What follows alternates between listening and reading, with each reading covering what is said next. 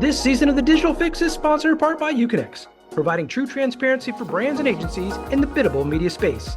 Visit them today at uconnect.com. You're listening to The Digital Fix, digital marketing done right. This season is presented by Mio Marketplace. Mio, the marketer's matchmaker. If you're a brand marketer or an agency, media, or platform that works with them, Mio is a marketplace built just for you. Visit them at miomarketplace.com. And by Moy & Halter, a strategic consultancy. If you're struggling with getting your creative and content to efficiently work with your media strategy, we help solve for that. Reach out for a free consultation today at moyandhalter.com. And now, here's your hosts for The Digital Fix, Sean Halter and Stephen Moy. You are listening to The Digital Fix, the podcast for all things digital marketing, presented by Mio Marketplace, a signal-driven growth platform for agencies, media teams, and marketers. Turn marketing insights and outreach into action. Visit them today at miomarketplace.com.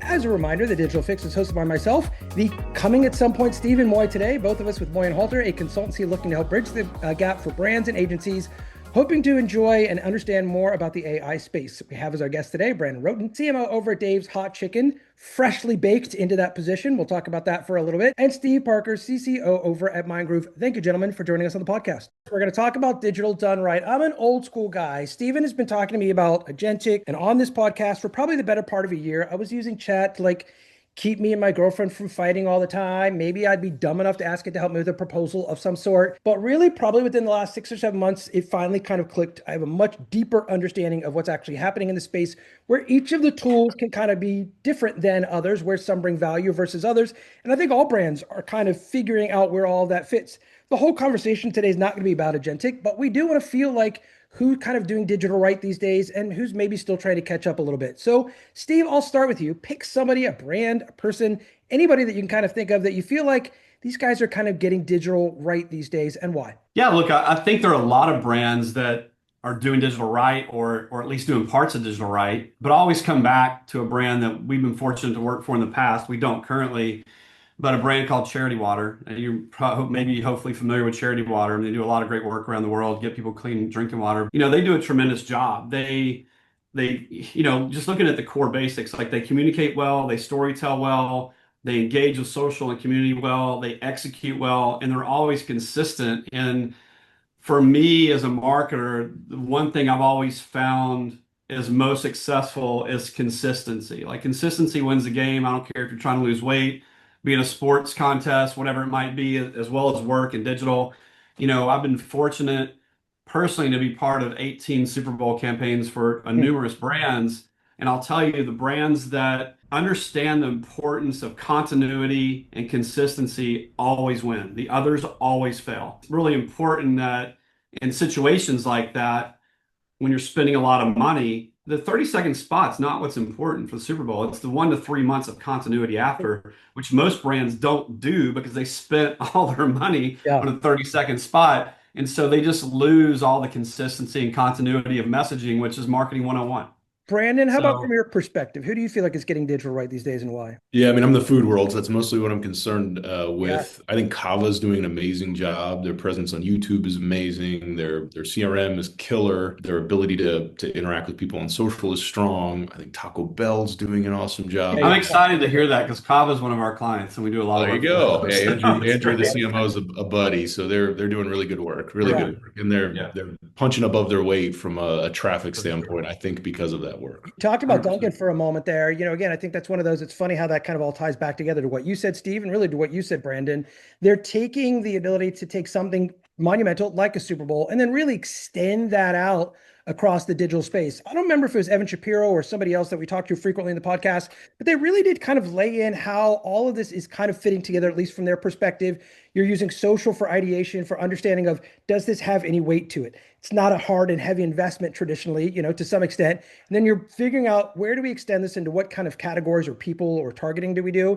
And TV kind of comes late really to that game to be able to create that scale and that lift and decide if the investment is certainly worth it. So good points on both of your part. The next question is just we're going to call it Hey, That's Me, where you get a chance to actually talk about you for just a little bit, who you are, what you do, and why you do it.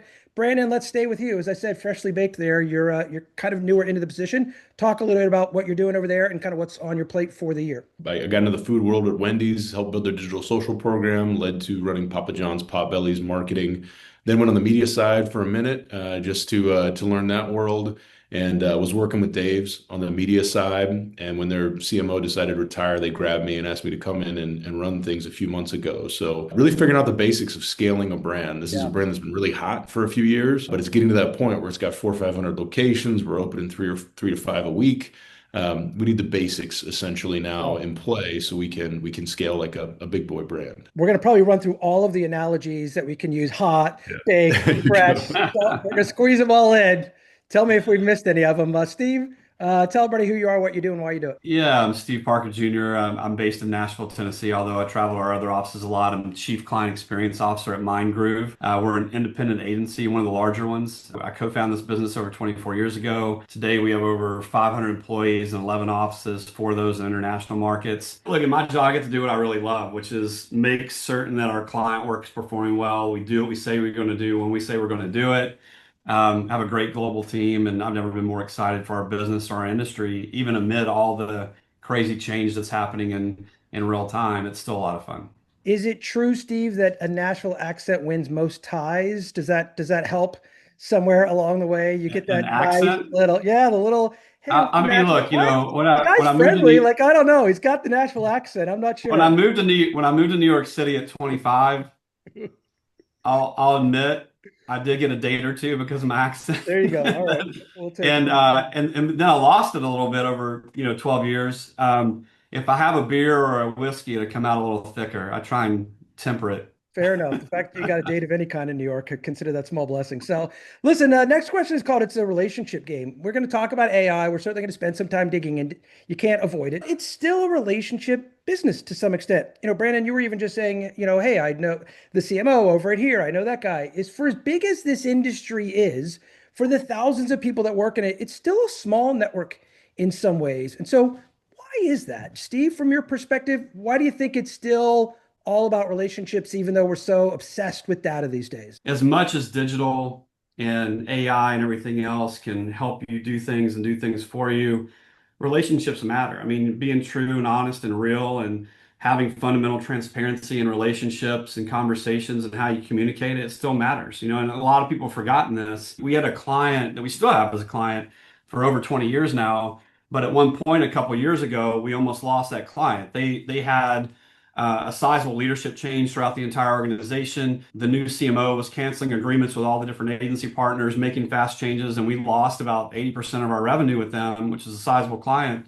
over a very short period of time. So it was very complicated working with them. They were all over the place.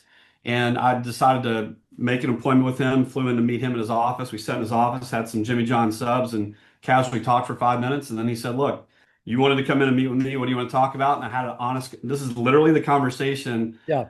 I won't mention his name, but I said, it's been terrible working with you and your team over the last 6 or 7 months. I was like, but I'm not obtuse to the fact that it's been really hard on you and your team as well, working with us and all the other partners, and change needs to be made. But I want to leave this meeting knowing, do we have a place? So is there something that we could do for you and do exceptionally well? Or if there's not, I'm happy to turn it over to whomever and walk away. But I don't want to continue all this upheaval on a daily basis. And this gentleman, who's a good friend today, took a bite of a sandwich, slapped his hand on the table, and said, this is an awesome conversation. No one ever has conversations like this. And I think having personal relationships where you can be honest and create opportunity really matters. And again, like I said, I think a lot of people have forgotten about that. They try and rely on digital tools to do it all for them.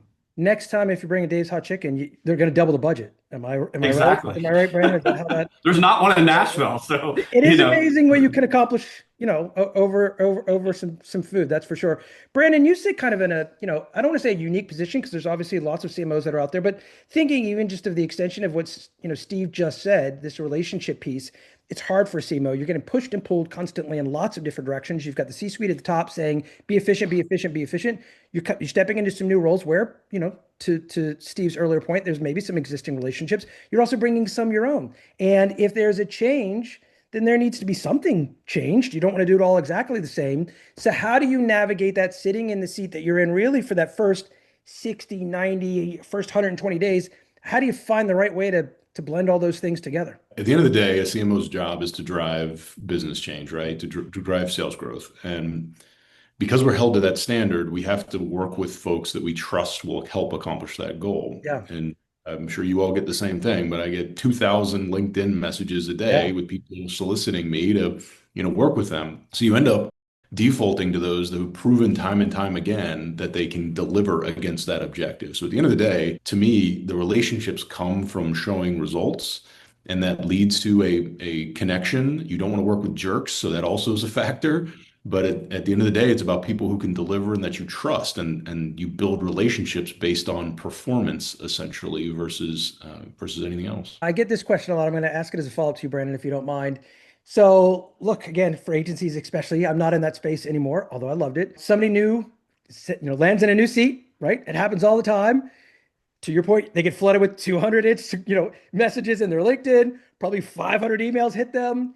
Are agencies, speaking of this kind of metaphorically, are agencies still missing the mark by sending an email to somebody like you where they've immediately got their deck added in there and they're saying to you, hey, let's get married before I even know if you're ready to date? Is that still happening out there? And if it is, what advice do you have for the hundreds, of agency people that may listen to this podcast? Yeah, it totally does. And I think one, you got to do your homework. Marketers aren't shy. We go on things like this and talk about our views of how marketing works and what drives the business and all these things. And if you come out with, hey, you should do this without any of the context of what, your previous experience tells you works, that doesn't bode well. I think also when people tell you things are broken and you know the facts of the business, like what's happening with the brand, what's happening with the business, and they're totally off the mark on what the problems are you need to go tackle, you Yeah. just ignore. So I think you really have to do your homework to understand what does someone want, and don't send me a whole deck. I'm not going to read it from Yeah. people that are already trusted partners. Yeah. Send me the thing that Yeah. helps solve my problem from the homework you've done that's validated and aligned to the way I think as a marketer. We're creatures of habit.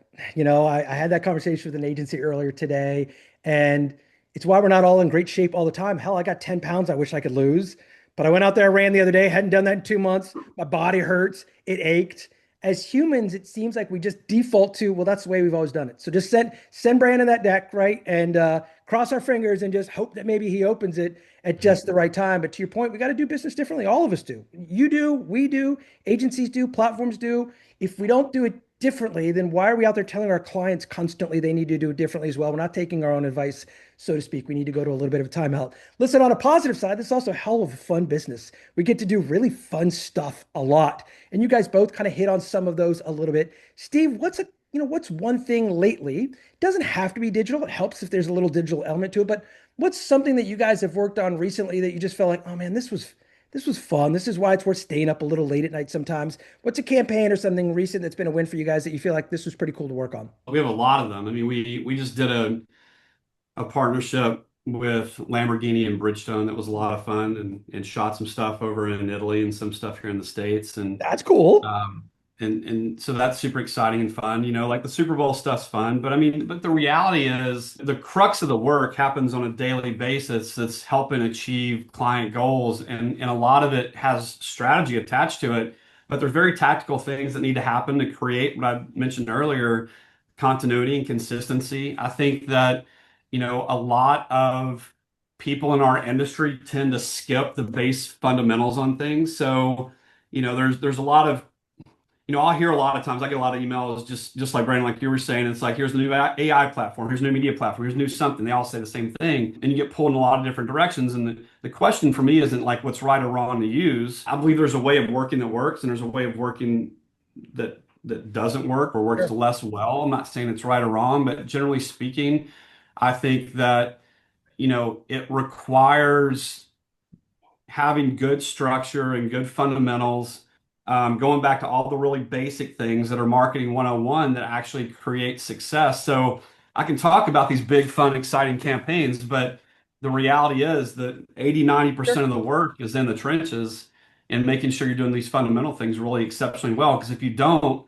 you can't perform. Anyone can come up with a great idea. We can sit here on this call and come up with a great Yeah. idea for Dave's Hot Chicken or Yeah. anyone else, and I'm sure it would be great, but it doesn't mean it's the right thing at this moment. It's a fair point. I tend to lean into those sometimes because those are the things you kind of remember a little bit within your career path. Like, oh, we had a hand paint for Paps. That was in New York City, and it was like 14 stories. And for me, that's the day I fell in love with this industry, and I fell out of love because I thought, how am I ever going to top that? And it was super fun. I appreciate your point about AI. Listen, we try not to blow your emails up too much with our AI platform. Steve, you guys are already a partner, so you shouldn't get too many of those from us. Brandon, how about on your side? I don't expect you to already know exactly what you guys are going to do and when you're going to do it. And I certainly don't expect you to expose any of that before you've gotten a chance to do it. But is there either a concept that you kind of already have in mind that you're far enough down the road you can either talk about, or is there something that maybe you did at some of your previous stops along the way that you just look back at and you feel like, man, we just knocked that one out of the park? Yeah, I mean, I would just build on Steve's point of the consistency and the idea of figuring out the strategy. The most fun part about me is figuring out the levers that work. Hmm. And the last I started beginning of November, since November, we figured out a bunch of things that work and have proven in market that they work. Food is great because we can usually make change pretty fast. Within a month or two, we can see Yeah. something react. But an example of that was, early on, did some homework and found that activations connected to a niche market that would get attention and fits the target we're pursuing work. We ran a Yeah. Fallout promo. The first campaign I was a part of for Dave's in January was a program with Amazon for the release of Fallout Season 2. Yeah. We saw our business jump by double digits literally overnight. Had a great result on the back end, well founded from a strategic standpoint. It was a flashy object that got all kinds of attention and Yeah. social buzz and drove the business on top of it. So yeah, I think the activation, that thing, that campaign, whatever it is, when it's built appropriately with the right strategy underneath and results in a business incline is sort of the magic recipe that we're all gunning for. You checked each of the boxes on that. A little bit of a shiny penny, which you want from time to time, an ability to scale at speed because of kind of what it was, and something that was cool, especially for people that love that show. It's a great show. So, you're using, in essence, an endorsement to some extent from a great product. I'm going to ask a next question here. This one that either and or both of you can answer. And if either of you are uncomfortable answering it, I won't make you answer it. McDonald's recently came out with a little bit of a campaign with their CEO, tasting their new version of Big Mac. It's got a lot of interesting buzz out there in the marketplace. Most of it, people feeling like the CEO really looked disconnected from both the product as well as the consumer. It certainly felt that way to me. I saw side by side with one that Burger King had previously done, where their CEO is in an actual kitchen. He's wearing the apron. He's talking about the product. You can tell it's not the first time he's tasted it. And so, how do you navigate that either as a CMO sitting in the seat that you're in, or in the agency where you've gone all the way down this road, you've gotten all this buy-in, suddenly you're at the point of shooting, you're in the middle of shooting and you're realizing, oh, no, no, no, no, no, this is not going well. Steve, let me ask you that because there's probably less complication to me asking you Yeah. that question. What do you do? I heard about this the other day and I looked it up and I watched the video of McDonald's CEO. I mean, look, the internet's always going to win. Like, you can't handle all the commentary and the detractors and people that are going to beat you up for every little thing. I saw a lot of commentary about he didn't take a big enough bite. It's like, I don't know. I mean, it's just people complaining for the sake of bitching about something. If we were shooting that, the only thing that I saw that I would say I had a strategic difference on was that if we were shooting that, I would have really pushed for the CEO to be in an actual store, as opposed to in his office in some sort of corporate tower that was Yeah, pretty vanilla and plain. It didn't fit the mystique of what McDonald's is, right? yeah, The size of his bite, who cares? It's like it's a small thing, move on from it. But there's a little bit of disconnectedness from not just being in the store with the workers yeah. and the people that actually make the food. Well, and they also don't have the same legacy as when Tariq Hassan was there, who was the CMO for many, many years. I know him well. I don't think he would have approved that to go out in the marketplace. No. They can say that, everybody's buzzing about it and there's no bad publicity, but to me, I don't know. Even when he ate it, he looked like he did not enjoy it. So that said, Brandon, you don't have to answer that specific No, question. no, I You're will. I certainly will. welcome to. As a Let's guy hear who it. beat up Well, on I McDonald's a think lot Brandon, I on the think Wendy's Brandon side. should answer this. Let's hear Yeah, it. I mean, we took a lot of Feet to hits the at McDonald's fire. when Let's I was at go. Wendy's. So, Yeah, I mean, I think there's probably a couple factors at play. You've got the tendency for people to want to use their internal folks, especially their executives, as a spokesperson because that feels good internally. My experience is when everybody around the table is nodding that something's a good idea in a boardroom, it's probably a bad idea. Yeah. That's just that everybody's okay with it. That means there's nothing that's actually terribly interesting about it. So Yeah. I think that's one factor is that tendency. The second thing here is I believe you have to stay consistent in your positioning as a brand. McDonald's is a very clear position, right? Happy plus value is their position, and they're using news and value to drive in, and it's working. Their sales are on fire for the last few months, last few quarters. They're killing the industry. So to me, it deviates from the positioning. So my reason I didn't love it was it didn't feel like McDonald's. It Yeah. felt like something that was a complete offset, that was maybe a stunt, maybe who knows, and probably was an act from a partner that tried to make the CEO feel good and probably is not making the CEO feel great. So So you're not loving it. In fact, you are not doing loving the it. opposite of Not loving it. loving All right, that's fair it. I enough. wouldn't have done it. It also felt a little bit like, to your point, maybe it was a push from the corporate governance side of, let's build some Mhm. visibility for him. But to your point, Steve, like, listen, the digital space, unforgiving. You put something out I there mean, that, look, no offense, but unless you're an actual founder that is out there in the world, like yeah, say, like Dave's, for example, like, and you're really still part of the yeah, organization, yeah, you probably don't need to be the face of it. Just go operate it well. yeah. It's a good point. I mean, it's not the best thing. Consumers don't care. I hear you. Gentlemen, we are 7 minutes out from the end of this podcast, and we are just now going to hit AI. It's a new record. It's because Stephen is not on this podcast with us today that we've been able to get this far, this long. But let's talk about it. Steve, I'm going to start with you. You did briefly talk about AI and at least how you're getting pitched it a lot from a lot of different platforms, most of which are probably not nearly as great as ours. But that said, where are you guys using it in the agency space? Where are you guys really trying to delve into it, especially at the size and the scale that you guys have become? Because just like your issue, Brandon, to some extent, not even an issue, but you guys are growing very rapidly, Brandon, quickly. And really, Steve, you guys are doing so as well. You're scaling. So where does AI weave into that? We use AI for a lot of internal efficiency, process-driven AI type work that I find to be very operationally Mhm. applicable and will create efficiency and speed for our clients in the work that we do. As it relates to brands, I've seen a slower adoption from a brand perspective, which is typical. When there's new technologies and new tools and things, Yeah, brands are typically slower and a little more cautious and conservative around adopting these things. We've seen some examples, and you've seen Coca-Cola do a full AI ad and things of that nature, but it's very uncommonplace. So it's, in short, brands are, pretty resonant to scale something like this at any right now. They're testing and dabbling in different areas. I think agencies and data companies and smaller or mid-sized startups are much more adoptive, early adopters of this type of technology. We found it very useful internally, not to do work for us, but to assist. yeah. Brandon, let's Um, get straight to the source. Like, tell us, you're sitting there, right? Where are you Yeah, pushing your agencies or your internal teams to do more or less with it, and why? To me, right now, the magic's in analysis and in media planning. If we can do things behind the scenes that cut hours off of understanding if something's working, if we Yeah, can optimize a media plan, if we can model audiences to deliver media to, that's the magic right now. I'm not a big fan of consumer-facing creative yeah, AI yet. yeah. It'll get there one day, but today it feels uncanny valley, and we don't want that for our brand anyway. So I think in the background, it's a huge help, and will significantly improve our ability to deliver media effectively and analyze what's working. Let's talk about media for just a moment. We've got some time, and then I've got time for one final question because you brought it up. Look, that's the bread and butter for a lot of agencies out there. There's some margins in there, some decent ones. There's a lot of bodies in there, a lot of strategy involved. But to your point, like, how do we speed this up with this? And so, what tools do you feel like you guys are utilizing for that right now?